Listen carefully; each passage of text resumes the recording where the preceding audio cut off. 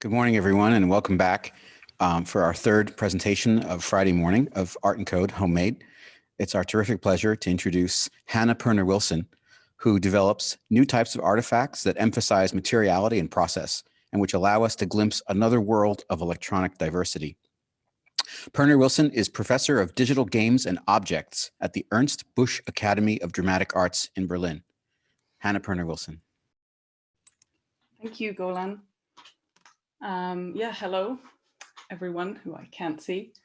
I'm actually calling from a small town in the Austrian Alps, and my internet connection is not that great, so I'm hoping that it's going to stay stable for the call.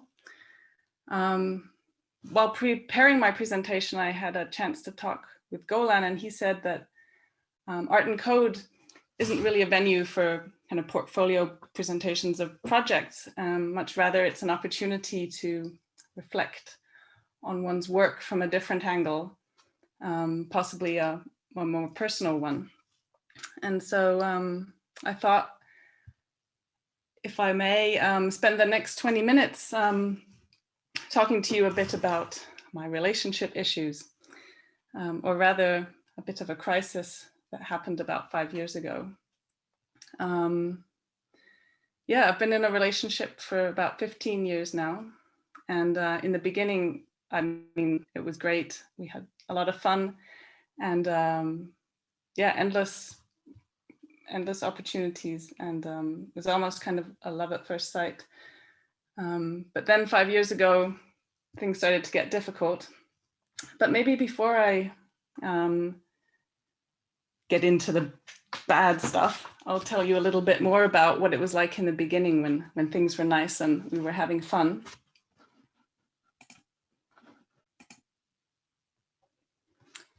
So this is a collection of some of my memorabilia from 15 years of practice in electronic textiles.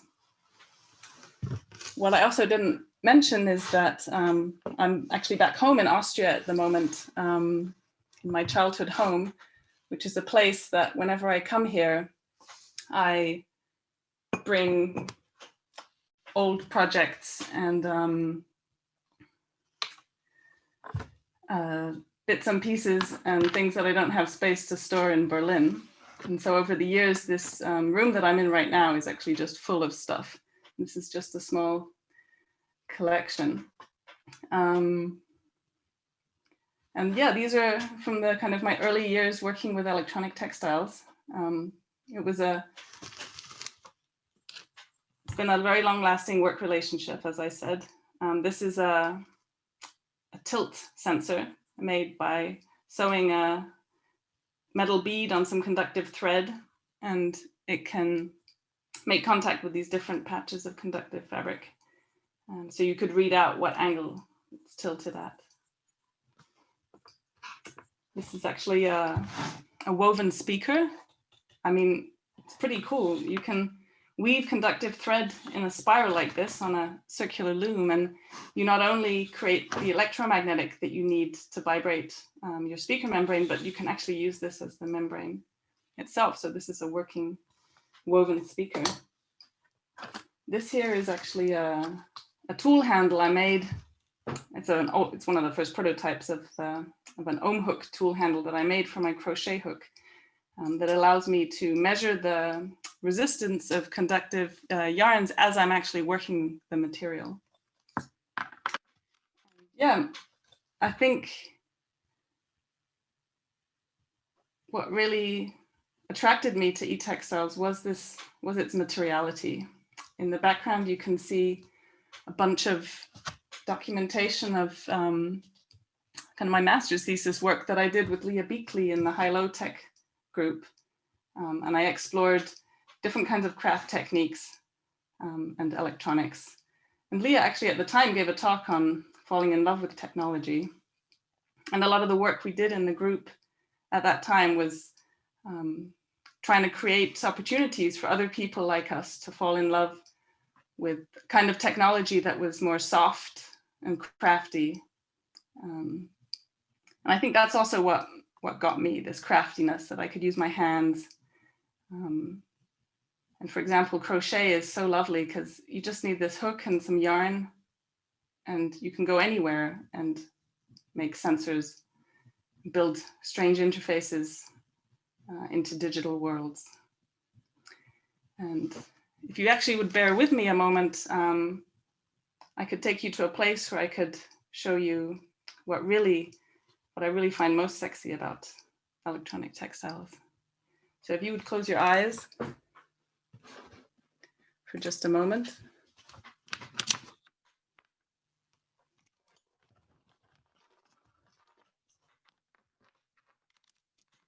While I take us, and imagine that you're shrinking, you're becoming really tiny and small, so small that you could maybe go inside of the fibers of the sweater that you're wearing. Or, for example, the piece of crochet that I was just working on. Here you can see some of those fibers. The white is polyester, but the dark strands are stainless steel. And the copper here is a copper thread. You can see how the copper's been flattened and wrapped around the fibers and then spun together to make them strong and robust.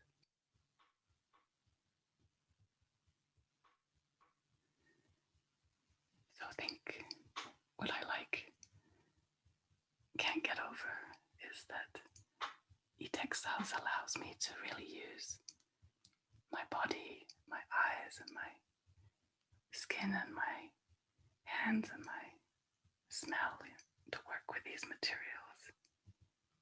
It's happening on a level that I can interact with fully. And now if you close your eyes again,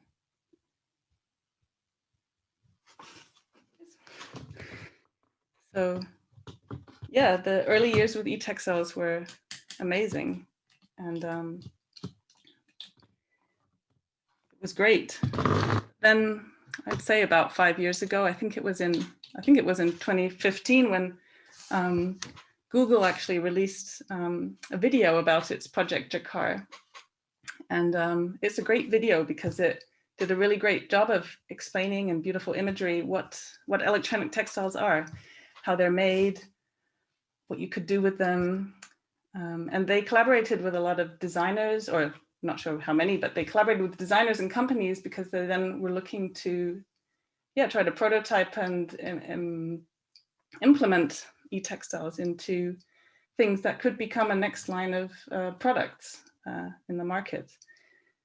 And seeing this video, and it shouldn't have been a surprise to me or to other people, I think, who had been working in eTextiles from this more crafty end, but somehow it was this kind of shock that this kind of fantastical world of technology that we had been imagining, all kinds of fun interactions and projects with, was all of a sudden so close to the market. And this idea of the things that we were doing were no longer separable from what was going on in a realm of technology that we weren't necessarily so happy about. I think we were also really surprised to see that in an age where we knew about issues of e-waste and kind of fast fashion and the kind of textile industry pollution, that the product ideas that were coming out of, and it wasn't just Google, there were lots of companies at the time bringing out ideas, but there was very little thoughtfulness about what's going to happen with these products in the kind of greater life cycle of their contribution. So yeah, that's really kind of that was a moment in time where things went a bit downhill, and they've not really recovered from since then. A lot of the work that I showed from the early years wasn't just done by me alone. I collaborate almost as long as since I've met eTextiles, I've been collaborating with Mika Satomi under the collective Kobakant. And we both had this kind of experience. And I remember we then went to a cafe one day to talk about like what kinds of things do we want to work on now that this kind of in love period was kind of coming to an end. And it didn't take us long to come up with this idea that we wanted to do something that would allow us to discuss these issues with other people. And we had this idea to open an eTextile tailor shop as a place opposed to this idea of mass producing eTextile products to custom making eTextiles for individual people. And in order to find out what would people want if a place like this existed, we thought we just need to open it up. We called it Koba, and I don't have any pictures of it. So I kind of set up a bit of a reenactment of it. And so this is Koba. See, we got funding and we saved up our money so that we could rent a space. And this was a shopfront space in Berlin, in Kreuzberg. And it was quite a big space. You would kind of enter in, and the first room was kind of the showroom. I'm trying to get the angle good. It was a kind of showroom where there were examples of what you could do with eTextiles, so that people who came in could get a bit of an idea. And in the back, we had a kind of a couch area where we would sit and talk and eat lunch. We had a kitchen in the back where we cooked lunch every day. And then the main part of the tailor shop was the actual workshop where the tailoring happened. And so on a kind of regular day in the tailor shop, we find a good angle. This would be, this is Hannah, this is Mika.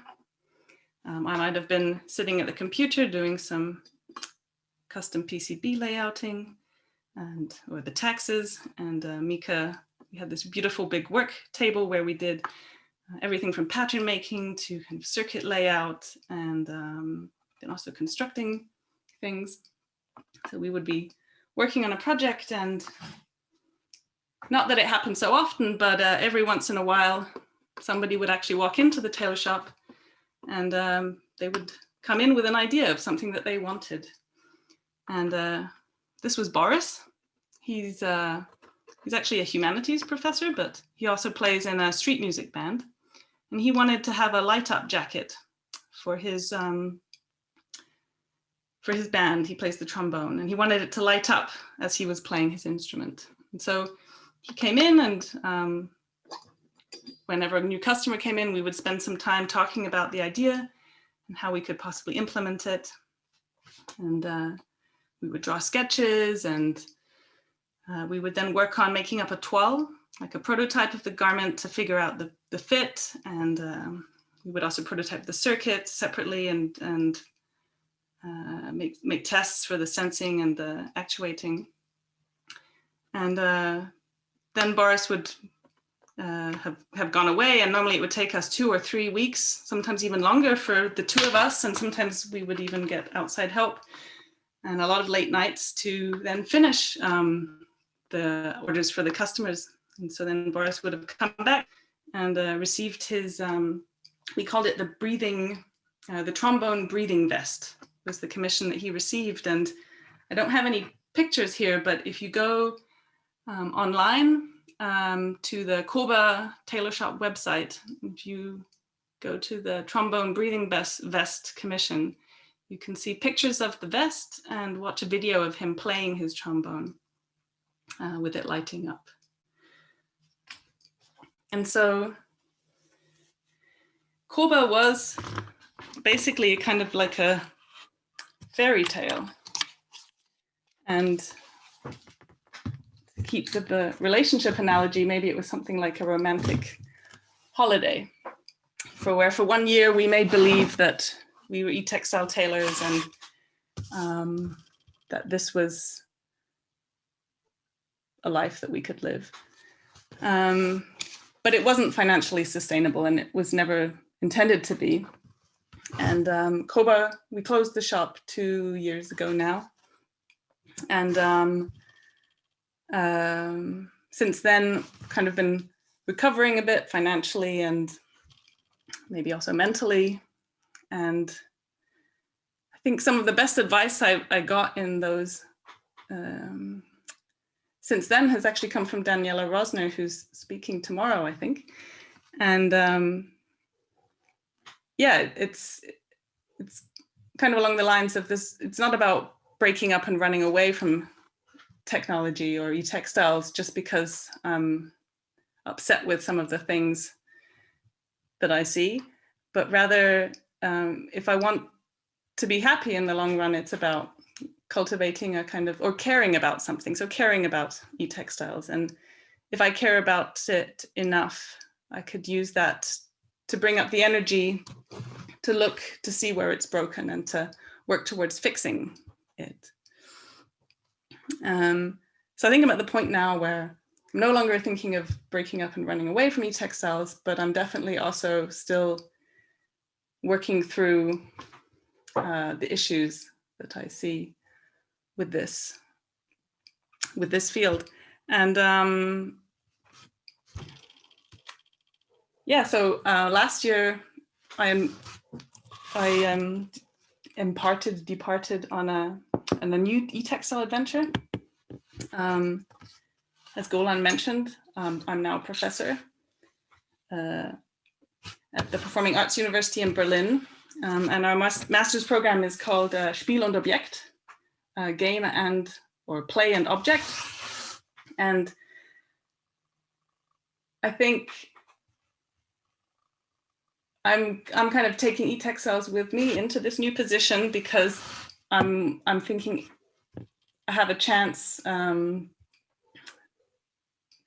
to enjoy working with it, as I see e-textiles as a kind of a prop for storytelling and for trying out other ways of being in the world. And yeah, and it's also kind of coming full circle. I'm like back in an educational setting again, which for me is a place of exploration but also research, and not to be doing that alone. So I think what I told you, that what seduced me about e-textiles was the kind of craftiness, and that I could use my hands, and that the materials are so, yeah, to me, they're beautiful and aesthetically really interesting. But I think that was a bit of a trick that was kind of the shiny, sexy surface. But I think what really sustained my practice over the last years was that I was also part of a community of people practicing in this field.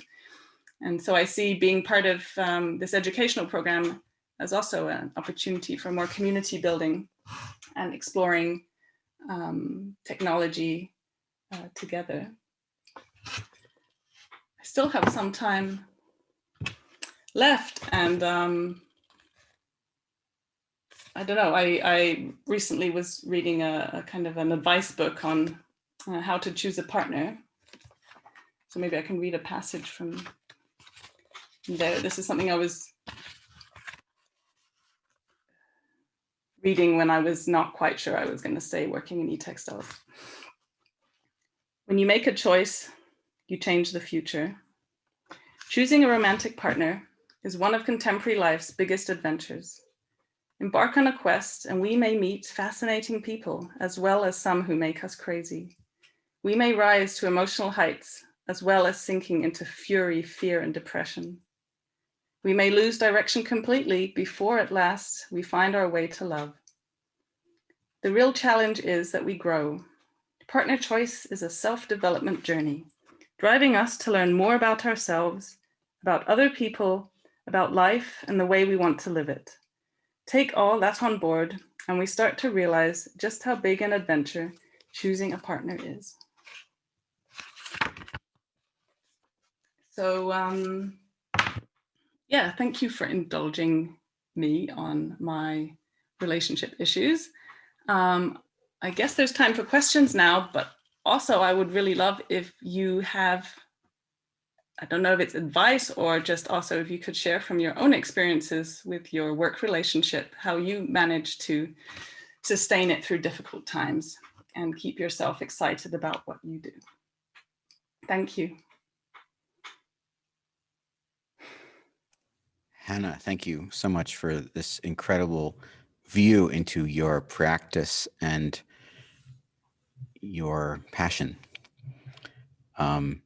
It's really easy to understand how 15 years of relationship with a technologized creative medium could really evolve a lot, you know, since 2005, let's say, where you have the maker movement and this kind of bright, shiny kind of thing that was, and this sort of the ride that we've been on as we've kind of come out of that is really interesting. And it's super interesting for us to hear about your relationship to this, especially as things that start small and kind of punk become kind of adopted by Google and, you know,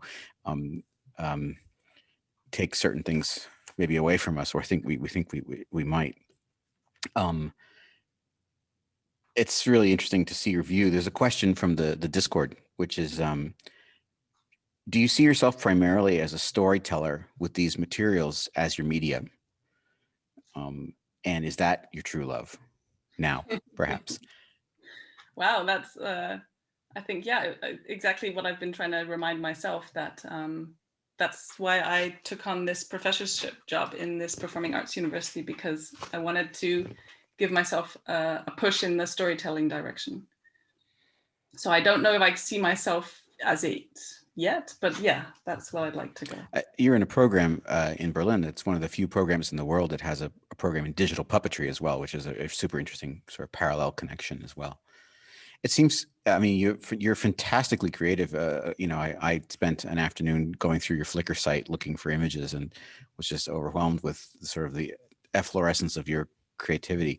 You must hold a lot of projects in your heart, though. I mean, things that you've made that are special to you or that you felt good about because they touched someone. Do you have another story to tell about a project you made, maybe at the tailor shop, or a thing you've made that you know was never intended to be mass produced, but just a thing that you feel close to that you can leave us with? Yeah, I'm like, or a story, I'm scouring the room now to find something that or an experience of a gift perhaps that you received or gave or some story. yeah, well, that's kind of easy because I have here, right, 2 Christmases ago, I decided to write a story for my parents, because for a while I've been sick of Christmas gifts, and I thought I wanted my parents to dress up and be silly with me. So I wrote them this story, and then I made little masks, or not little masks, I made masks for the characters in the story. And then I made them put on these masks, and then we went over to the neighbors and scared them a bit. But this is, in the story, it was kind of set in the future, and the beings in the future, there were different kinds of beings had evolved, but one of these beings was Homo lumens, and it had managed to kind of form some kind of synergy with, there's moss here and some pine cones, in order to survive in an atmosphere on Earth where the sun had disappeared. And in order to form this synergy, which allowed the humans to draw oxygen from the environment, but every time they would breathe in, it required so much energy that they couldn't think. So their lives were their thinking was very well organized, but kind of compartmentalized. And so this mask actually connected to kind of a breathing sensor. And every time you breathed in, it would kind of light up. This crocheted part here would glow, because it was requiring so much energy to breathe. And I had this image in my head of us all sitting around in the living room in the dark, and only the breathing of our masks would be illuminating the space. Hannah, there's so much permission that you've given us as a gift in this presentation today. I mentioned yesterday to Irene, the permission to be a hybrid, but you've given us so many other kinds of permission in this presentation. I just want to say thank you so much. I don't want to even put names to them all. There's a lot to think about, some of which is verbal and some of which is not. It's great to get this view onto your creative practice. Thank you so much, Golan, for the opportunity to present.